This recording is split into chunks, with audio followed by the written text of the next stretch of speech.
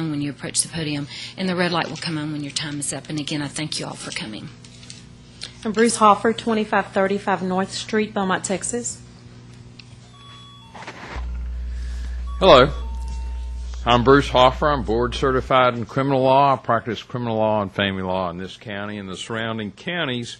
And I want to congratulate the city. I've started seeing the red tag structures being torn down again, so I guess we got more grant money to do that, but it's a good thing and it helps clean things up. I guess that's kind of in conjunction with the trash off.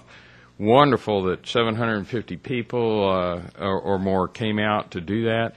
I guess it's also a comment they did pick up over 5,000 pounds of trash, which is, I guess, maybe a sad comment. We ought to encourage more people not to throw the trash out to begin with. Exactly. And also the proclamation for the motorcycles. I've been a motorcycle driver for over 40 years, and about 40 years ago, as I was sitting in a driveway waiting to go out onto a street, a car who was not paying attention proceeded to run over the motorcycle because I jumped off of it in time. So by all means, do be aware, car drivers, of motorcycles and bicyclists. And also the proclamation or the announcement about the wood racket tournament this weekend. I was out of town and just checked my email and saw I missed the registration date, so I won't be one of those people signed up to play this year. But I did start playing with a wood tennis racket, as was said. Also, I am a member of Temple Emmanuel, and also want to reiterate the Love Thy Neighbor program that we're doing this Sunday at 4 o'clock. And, of course, I would be remiss if I didn't talk about soccer. The spring soccer season started this past Saturday. It was wonderful. Beaumont Youth Soccer League for the spring 10 years ago had about 200 people playing spring soccer. This year it's up to 1,000. That's what soccer has done in this area. As you know, of course, we also have the Chris Quinn Indoor Soccer Facility, and if you come out tonight at 6:30, you'll see me refereeing some games at 6:30 and 7:30, and also the facility is available for rental. And actually, there are a lot of birthday parties and other events in there other than soccer that are using the facility. So it is being used, and that's a good thing. And I think that's it. Thank you. Thank you, Bruce. Christopher Jones, 1045 Doucette Avenue, Beaumont, Texas. Good afternoon, Council and Mayor. It's very good to be here on this afternoon. I wanted to just also echo about the citywide cleanup. It was very beautiful. I enjoyed myself, and from what I've seen, a lot of people around the community did as well.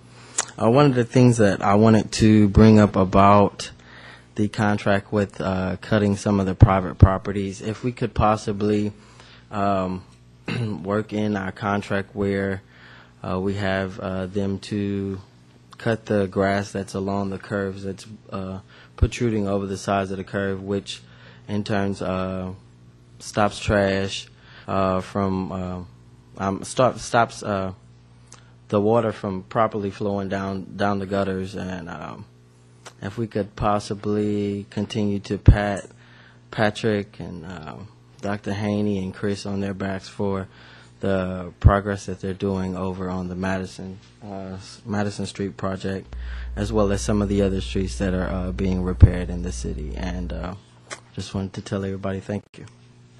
Thank you. Paula Blazik, 2534 Long Street, Beaumont, Texas. Good afternoon. Paula Blazik here on behalf of some concerned members of the Oaks Historic District Neighborhood Association.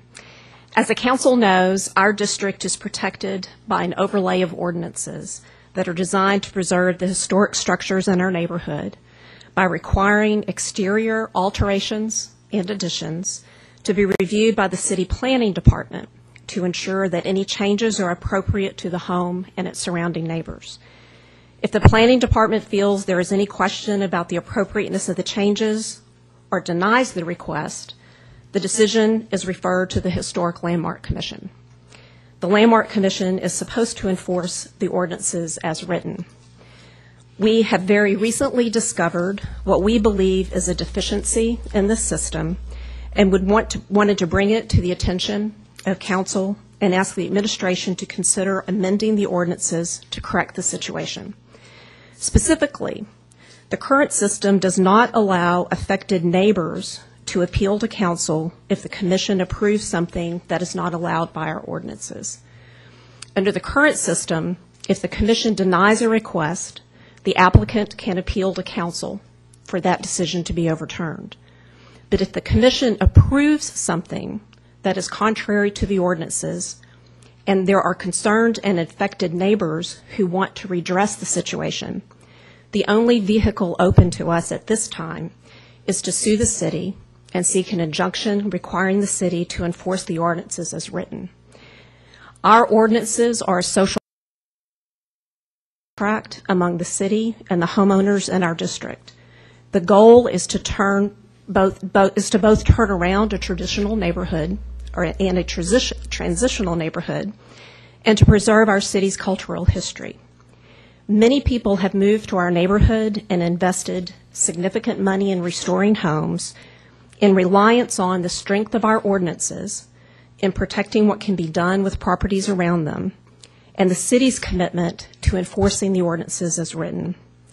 We ask that the administration recognize the interrelationship of all of the property owners in our district and acknowledge the interest of the association and surrounding property owners that have in a decision of the Landmark Commission and amend the ordinances to allow them to voice their concerns if there is a particular decision that the commission makes that we believe is violation of the ordinances, so that we might have a right of appeal to council as well.